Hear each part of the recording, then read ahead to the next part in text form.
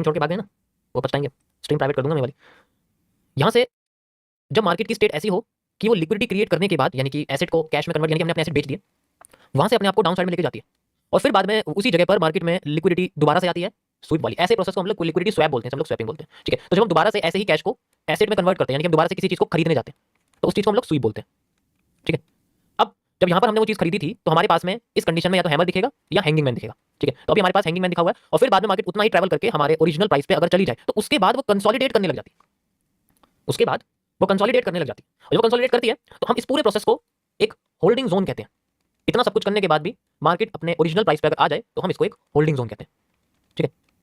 78% cases में इस holding zone के बाद का जो मूव होता है, ये जो होल्डिंग जोन है, ठीक है, 78% केसेस में इसके बाद का जो मूव होता है वो रियल होता है। जिस डायरेक्शन में भी मार्केट जाती है वो मूव रियल होता है। अब कैसे? क्योंकि अगर हम किसी भी प्राइस पे मार्केट को देखते हैं, वहां से नीचे आते हुए देखते हैं, you can easily select this, यहां से फिर वो नीचे गई, फिर दोबारा यहां आ जाती है और फिर यहां करती है, तो ऐसे कंडीशन में वो अपने आप को एक डोजी में कन्वर्ट कर रही है, द डोजी। और ये doji one of the most, अब समझो मैं क्या करूं, इस पूरे पैटर्न को अगर मैं कंबाइन कर दूंगा तो हमारे सामने एक बड़ी डोजी निकल जाएगी। और ऐसी कैंडल को हम लोग इस्तेमाल करते हैं मार्केट के इनसाइडर ट्रेडिंग के लिए। अब तुम कहोगे इनसाइडर ट्रेडिंग क्या है? देखो, एक होती है इनसाइडर ट्रेडिंग जिसे हम इलीगल कहते हैं, स्टॉक्स के पीछे की हरकत देख के ट्रेडिंग करना, पैसे लगवाना दूसरों के, उसे हम लोग इलीगल भी कहते हैं, वो तो अलग चीज। अब इनसाइडर ट्रेडिंग इसमें क्या होती है, हम किसी कैंडल के अंदरूनी हिस्से को समझ रहे हैं जो कि हमें ऐसा दिख रहा है लाइन चार्ट पे, जो कि हमें ऐसा दिख रहा है कैंडलस्टिक चार्ट पे, ठीक है। अब ये दोनों साइड की लिक्विडिटी के सेम होने की वजह से होता है, दोनों साइड की लिक्विडिटी सेम होने की वजह से होता है। तो ऐसी कंडीशन में अभी तो हमें पता नहीं है कि मार्केट ऐसी कंडीशन बना लेगी, लेकिन अगर मान लो हमने इस चीज को, ये है लिक्विडिटी सेम होने की वजह से होता है, तो ऐसी कंडीशन में अभी तो हमें पता नहीं है कि मार्केट ऐसी कंडीशन बना लेगी, लेकिन अगर मान लो हमने इस चीज के साथ चला कि पहले हमने डाउन साइड में देखा, फिर हमने अप साइड में देखा, और वो दोबारा से उसी जगह पे आ गई, तो हमारे लिए तो वो एक जो है डोजी बना दिया। तो हम इसको क्या बोलते हैं? इसको एक तरह से एक ड्रैगन फ्लाई डोजी कहते हैं, ठीक है, बड़े टाइम फ्रेम पर ड्रैगन फ्लाई डोजी। अब समझो, मेरे मुंह से वो वर्ड जो मैं सुनाना नहीं चाहता। इंस्टीट्यूशन और बिग प्लेयर्स के लिए हम लोग ओपीरेटर बोलते हैं, ओपीरेटर। ऑपरेटर का मतलब है आपके लिए इंस्टीट्यूशनल फंड्स या इंस्टीट्यूशनल मैनेजमेंट या फिर कंसल्टेंसी फर्म, या फिर आपके सामने आते हैं यहाँ पर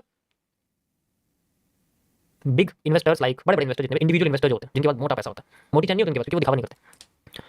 अब जब ऐसा होता है तो ये हंसते हैं। कैसे हंसते हैं?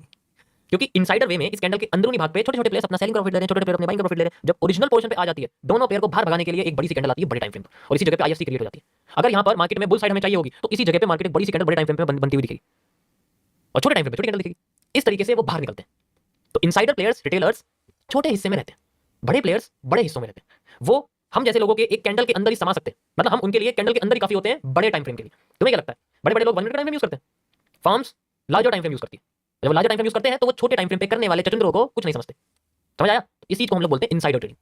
इस कैंडल के अंदर एकदम से फिर मार्केट में बूम आना और वो इतना ऊपर चली जाती है। कभी अभी आपने देखा होगा अच्छी खासी मार्केट हमें डाउन साइड में जाती हुई दिख रही है, फिर ऐसे कर रही है, यहीं से इतनी ऊपर चली गई कि डिमांड भी नहीं पूरी हो रही, 3-4 ऊपर डिमांड चली गई। ऐसा क्यों हो रहा है? क्योंकि यहाँ पर हमारे पास एक ऐसी कैंडल क्रिएट हुई थी जिसने लिक्विडिटी को बैलेंस करके एक नया मूव क्रिएट करा, just because of the big players. ऐसे खेलते हैं वो लोग हमारे साथ, लेकिन उनका कभी भी इन्वॉल्वमेंट इनसाइडर ट्रेडिंग में नहीं होता। समझ आया? मैं तुम्हें इनका और हमारा फर्क बता रहा हूं। इनका और हमारा फर्क इसलिए है क्योंकि इनका इन्वॉल्वमेंट इनसाइडर ट्रेडिंग में नहीं होता। इनसाइडर ट्रेडिंग मतलब इनका इन्वॉल्वमेंट लोअर टाइम फ्रेम्स में नहीं होता। जब लोअर टाइम फ्रेम्स में नहीं होगा तो कभी भी लोअर टाइम फ्रेम्स के इनसाइडर पैटर्न में कभी भी बड़ी कैंडल नहीं मिलेगी।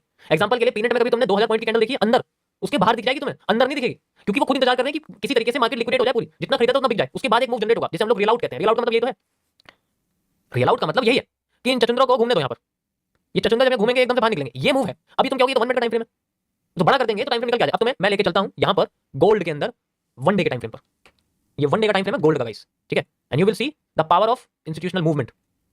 अभी फिलहाल के लिए कोई मूवमेंट नहीं, सिंपल छोटा सा मूव यहाँ बन रहा है, तो इनसाइडर कैंडल सेम साइज की आ रही है। यहाँ से बाहर भागेगी ना, तब देखो इसकी कैंडल का साइज कितना तुम्हें दिखेगा, क्योंकि वो इनसाइडर लोगों के मतलब इनसाइडर पैटर्न में नहीं आते, वो ऐसी इतनी बड़ी कैंडल कभी ऐसे नहीं आएगी। एग्जांपल के लिए आप यहाँ खुद देख सकते हो, ठीक है, ये इतना बड़ा पैटर्न था यहाँ से लेकर यहाँ तक, ठीक है। तो इस हिस्से में कोई भी बड़ी कैंडल नहीं है, तोड़ने के टाइम पे आ गई और इतनी आई क्यों भाई भागी? तो इतना बड़ा वॉल्यूम आया कहां से? रिटेलर्स के पास तो इतना बड़ा वॉल्यूम है नहीं, वो कहां से इतना सारा वॉल्यूम खरीद लेंगे? और वो भी 1 डे का टाइम फ्रेम पर भाई, 1 डे का टाइम फ्रेम है। चाहे तो तुम 4 आवर देख सकते हो, 12 आवर का भी होता है, 8 आवर का भी होता है ज्यादातर, क्योंकि हमें तो ज्यादातर वो ये ज्यादा 4 आवर या ऐसा देखते हैं। 8 आवर का भी होता है, 14 आवर का भी होता है, 12 आवर का भी होता है, 16 आवर का भी होता है, डिपेंड करता है हर किसी के यूसेज किस चीज के ऊपर।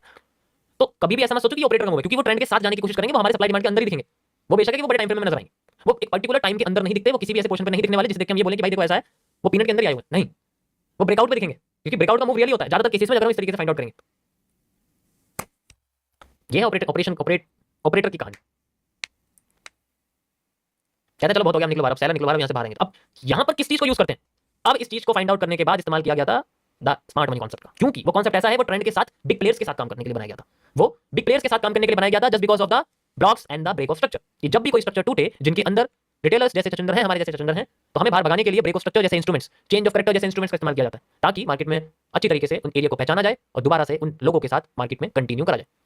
The FVG, the fair value gap, the rejection block, the order block, these are the simple and sophisticated way of just उनके साथ जाना जो इंस्टीट्यूशन के साथ मार्केट ले जाई जा रही है। समझ आया?